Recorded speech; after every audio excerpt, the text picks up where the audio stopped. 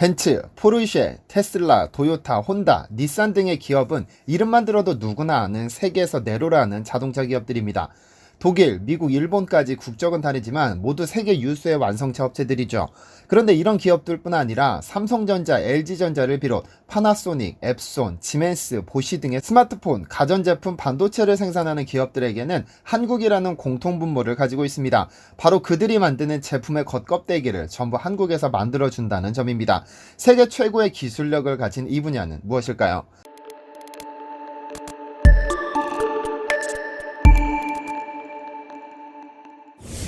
안녕하세요, 디스멘터리입니다. 얼마 전 제작한 영상에서 일본이 한국보다 열흘 먼저 백신 접종을 시작했음에도 백신용 특수 주사기를 구하지 못해 난감한 상황에 빠졌다고 말씀드린 적이 있습니다. 한국보다 먼저 백신 투여를 시작했는데 일반 주사기로는 5회밖에 접종하지 못해 특수 주사기에 비해 효율성이 20%나 떨어진다고 말씀드렸었죠. 그러다 일본의 한 병원에서는 특수 주사기를 구하지 못해 당뇨병 환자들에게 투여하는 인슐린용 주사기를 쓰면서 엄청난 비난이 쏟아졌었는데요. 그런데 코로나 사태가 장기화되면서 이제껏 주목받지 못했던 의외의 기업들이 세계 시장의 중심으로 떠오르는 경우가 있습니다. 그중 대표적인 기업이 바로 한국의 풍림파미텍으로 최소 잔여형 백신 주사기를 생산해 백신 투여를 시작한 모든 국가가 고객이 됐죠. 한때 세계 최강의 기술력을 보유했다던 일본은 특수주사기 금형을 만들지 못해 어려움을 겪다 풍림파미텍에게 8천만 개를 주문해 간신히 국민들로부터 자존심을 지켰죠. 현재 이 기업은 월 평균 2천만 개의 특수주사기를 생산하는 체제를 갖춘 상태로 백신 접종이 시작된 나라들로부터 뜨거운 사랑을 받습니다. 사실 이러한 주사기를 생산하는 것이 간단해 보이지만 실상은 그렇지 못합니다. 주사기 모양을 만들어낼 수 있는 금형을 떠 그 안에 원료를 부어 만들어야 하죠. 현재 세계 최고의 금형 기술을 보유한 기업은 삼성전자로 지난 연말 백신 접종이 임박하자 풍림파미텍과 힘을 합쳐 백신용 최소 잔여형 주사기를 제작해냈습니다. 삼성전자는 최소 수개월은 걸린다는 주사기 금형 제작을 단 4일 만에 시제품 금형과 시제품 생산까지 끝내 보는 이들의 입을 떡 벌어지게 했죠. 작년 크리스마스 이브 때 풍림파미텍과 중소벤처기업부 삼성전자가 머리를 맞댄 후 나온 성과여서 이를 크리스마스의 기적이라고 부릅니다. 현재 풍림파미텍은 전세계 20여 개 국가로부터 2억 6천만 개가 넘는 주사기를 수주해 행복한 비명을 지르고 있죠.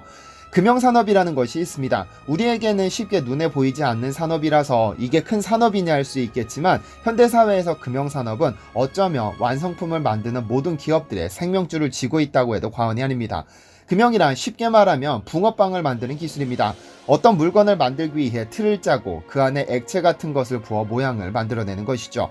즉 금형은 플라스틱을 이용하거나 얇은 금속 판재, 플라스틱 판재를 이용해 특정한 형상을 만드는 틀입니다. 금형은 크게 사출금형과 프레스금형으로 나뉘는데 사출금형은 액체로 된 재료를 부어 의도한 형상을 만들어내는 말 그대로 붕어빵을 만드는 기술이고 프레스금형은 금속이나 플라스틱 판재에 기계의 압력을 가해 특정 모양을 잘라내는 기술로 초등학교 때 많이 먹던 뽑기를 생각하면 좋습니다. 동일한 모양을 여러 개로 뽑아내는 것은 같지만 그 생산 방식이 다른 것이죠. 과거에는 공업 생산 제품은 자르거나 갈아내는 기계 가공 방식을 사용했지만 현재는 공업 제품인 기계, 자동차, 일용품, 전자, 전기 분야에서는 금형을 이용해 각종 재료를 성형하는 방식이 자리 잡았습니다. 하나의 틀만 있으면 얼마든지 뽑아낼 수 있으니까요. 금형 기술이 포함되지 않는 분야는 없습니다. 자동차부터 스마트폰, TV, 선박 등등 우리가 생각하는 모든 형체 있는 물건들은 금형 기술이 들어가죠. 일반적으로 자동차 한 대를 생산하려면 보닛, 천장, 트렁크, 범퍼, 그릴, 헤드라이트, 운전대 등등 총 2만 개 이상의 금형이 필요합니다. 즉 자동차의 경우는 시트를 제외하고는 모든 것이 전부 금형을 떠서 조립하는 것이죠. 디스플레이 역시 700개의 부품, 휴대폰 내 200개 부품, 대형 선박에 들어가는 8만 개의 부품 모두 금형에서 만들어집니다.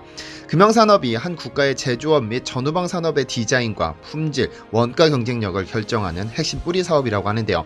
공장에서 물건을 대량으로 생산해 수출하는 일반 제조업과는 달리 그러한 제품과 부품의 틀을 만드는 금형산업은 발주자의 요구대로 맞춤형 설계가 필요한 일종의 수주산업입니다.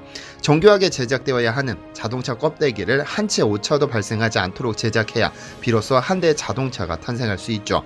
그러니까 금형산업은 아무나 뛰어들 수 없는 고도의 기술력이 필요한 겁니다. 현재 한국은 전 세계 120개 국가에 금형을 수출하고 있는데 독일, 일본, 미국, 중국과 함께 세계 5대 일본의 금형 생산국입니다. 수출 규모로는 부동의 1위 독일에 이은 2위죠. 이 분야에서는 원래 정교한 손기술을 자랑하던 일본이 1위였지만 이제 일본은 한국의 상대가 되지 않습니다. 참고로 일본과 한국의 무역 관계를 살펴보면 한국이 일본에게 무역 수지 흑자를 기록한 기억이 없는데요. 매 분기 또는 한 해가 끝나는 시점이 오면 뉴스에서는 무역 수지라는 용어가 자주 등장합니다. 외국으로의 수출과 국내로의 수입의 차이를 계산해 수출이 많을 때는 흑자, 수입이 많을 때는 적자라고 봅니다. 그런데 일본과 무역 수지를 계산하면 1965년 이래로 거의 항상 적자를 기록합니다. 즉 한국이 일본으로 수출하는 물건보다 일본이 한국에게 수출하는, 즉 한국이 수입하는 물건이 많다는 의미죠. 자세히 살펴볼까요? 1965년 한국과 일본은 대일청구권 협정을 체결하고 국교를 정상화하면서 교역이 시작됐습니다. 그러니까 그해 한국과 일본의 물품이 정식으로 수출입되기 시작한 것이죠. 그런데 그때 이후로 한국은 56년 동안 단 한 번도 적자를 벗어난 기억이 없습니다. 누적액이 700조를 넘었다고 하니 엄청난 수치죠. 그런데 이렇게 될 수밖에 없는 이유가 있었습니다. 한국은 산업화를 천명하면서 중공업 등의 제조업에 올인하기 시작했는데 이러한 과정에서 수많은 소재 부품이 필요합니다. 하지만 공교롭게도 일본은 1970년대 이후로 소재 부품 산업에 올인해 세계 최고 소재 부품 생산국이 됐습니다. 그렇다 보니 한국은 산업이 고도화되고 성장할수록 일본으로부터의 수입이 증가할 수밖에 없는 상황이 현재까지 이른 것입니다. 2019년 일본이 반도체 장비에 대한 수출을 규제하면서 이 문제가 사회적으로 대두되면서 소재 부품 국산화 바람이 불었던 것입니다. 물론 한국은 소재 부품의 국산화 및 수입선을 다변화하면서 일본 의존도를 낮추는 것도 가능하지만 어쨌든 일본의 소재 부품이 넘사벽 수준인 것은 변치 않는 사실입니다. 한국의 10대 교역 국가 중에서 무역 수지 적자를 기록하는 두 국가가 있는데 하나는 일본, 하나는 대만입니다. 그런데 대만은 고작 200억 원에 불과해 일본의 700조 원과는 비교도 할 수 없는 조족지열입니다. 그런데 한국이 일본과의 교역에서 유일하게 흑자를 기록하는 분야가 있는데 그게 바로 이 금형산업입니다. 최첨단 산업에 없어서는 안 될 금형산업에서 한국 기업들은 2020년 대단한 성과를 냈습니다. 코로나 여파로 전 세계 모든 기업이 죽기 살기로 생존을 위해 몸부림칠 때 한국의 금형산업은 2020년 역대 최대 수출을 기록했죠. 한국금형공업협동조합에 따르면 2020년 한국은 총 3조 2,700억 원을 기록해 2019년을 넘어서 역대 최고액을 기록했다고 하는데요. 근로자 50인 미만인 중소기업이 전체의 98%를 차지하고 있는 금형산업은 지난 2020년 미국의 4,400억 원을 시작으로 일본, 베트남, 인도, 멕시코, 중국 순으로 수출량을 늘렸습니다. 특히 미국 수출의 경우 작년 대비 무려 52.2%나 급증해 미국 내 1위의 금형 수출국이 되었습니다. 현재 한국의 금형기업들은 테슬라, 벤츠, 포르쉐, 토요타, 혼다 등 전 세계 유명 자동차 브랜드는 모두 한국 금형기술로 찍어낸 껍데기를 사용하고 있고 삼성과 LG를 비롯 파나소닉, 지멘스, 앱손 등이 전자제품을 생산하는 기업들도 마찬가지입니다. 그중 가장 큰 수요처는 자동차 산업으로 전체의 41.6%를 차지하고 있고 이어 전자제품, 통신제품, 사무기기, 반도체, 생활용품 순으로 이어집니다. 그런데 놀라운 점은 한국 기업보다도 오히려 외국 기업으로부터 수주하는 물량 비중이 50%에 달한다고 하니 가히 세계 시장에서 어떤 평가를 받는지 쉽게 가늠할 수 있습니다. 사실 한국의 금형산업이 일본을 넘고 독일을 바짝 뒤쫓을 수 있었던 이유는 한국인 특유의 손기술과 빨리빨리 문화가 접목돼 가능케 했습니다. 삼성전자와 LG전자가 금형산업 발전에 기여한 공로도 무시할 수 없죠. 얼마 전 작고한 삼성의 이건희 전 회장은 2005년 이탈리아에서 제2의 디자인 혁명을 선언하면서 금형기술에 집중적으로 투자할 것을 요청했습니다. 그리고는 2010년 1,400억 원을 들여 세계 최고 수준의 정밀 금형개발센터를 광주에 설립하면서 금형기술이 좋아야 좋은 제품이 나온다며 절대로 대충 만들어서는 안 된다고 주문했습니다. 구본준 전 LG전자 부회장 역시 금형은 제품 외관 디자인을 결정하는 핵심 기술로 아무리 좋은 디자인이 있어도 이를 구현할 금형기술이 없으면 헛일이라고 강조했습니다. 이렇게 삼성과 LG의 리더가 금형에 대한 중요성을 강조하면서 삼성에서는 에이테크 솔루션이, LG에서는 나라 M&D라는 회사를 분사시켜 현재 금형업계의 대표주자로 성장해 한국의 금형 수출에 중요한 역할을 맡고 있는 겁니다. 현재 세계 2위까지 성장한 한국이 넘어야 할 산은 이제 한 국가가 남았습니다. 독일인데요. 제조업 강국 독일의 문턱을 넘는 것은 사실 굉장히 어려운 과정입니다. 제조업이 강하다 보니 웬만한 품질로는 들이밀 수도 없는 상황입니다.